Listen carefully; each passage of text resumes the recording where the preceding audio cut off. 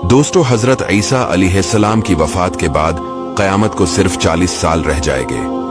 फिर एक खुशबूदार ठंडी हवा चलेगी जो लोगों के बगलों के नीचे से गुजरेगी, जिसका असर ये होगा कि मुसलमान की रूह कब्ज हो जाएगी और दुनिया में काफिर ही काफिर रह जाएंगे, उन्हें पर क़यामत कायम होगी।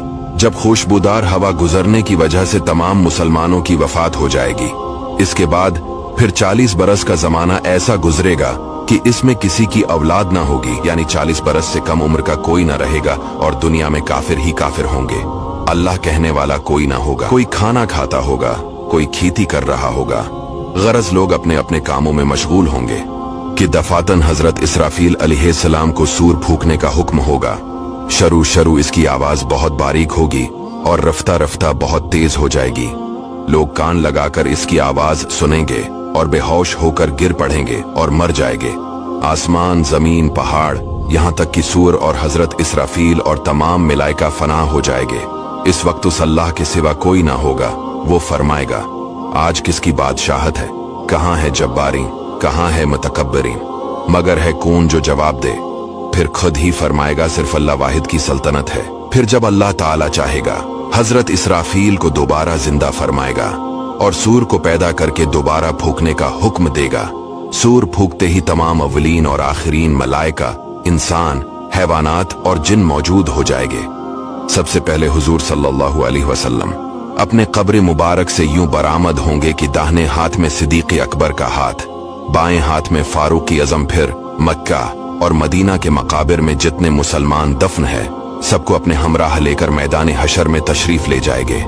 ये मैदान हशर मुल्क शाम की जमीन पर कायम होगा। इस दिन जमीन ताबने की होगी और आफताब एक मेल के फैसले पर होगा।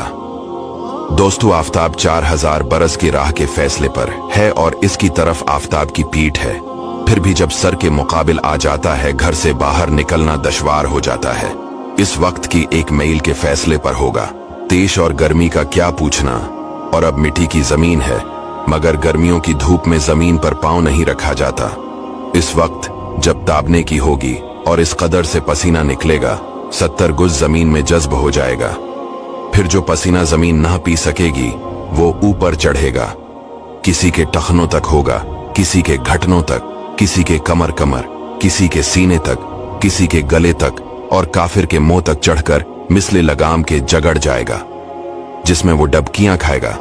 जबानें सूख कर कांटा हो जाएंगी, बाजों की जबानें मुंह से बाहर निकल आ जाएंगी, दिल अबल कर गले को आ जाएंगे। जिसने चांदी सोने की ज़कात न दी होंगी, इस माल को खूब गर्म करके उसकी पेशानी पर दाग करेंगे, यहां तक कि लोगों का हिसाब खत्म हो। फिर बावजूद इन मुसीबतों के कोई किसी का प्रसाने हाल ना होगा।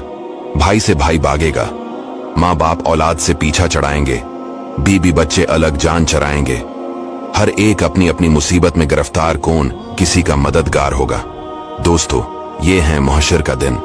इसके बाद लोग तमाम नबियों के पास मदद के लिए पुकारेंगे, लेकिन कोई मदद नहीं करेगा सिवाय हमारे प्यारे आका सल्लल्लाहु अलैहि वसल्लम के।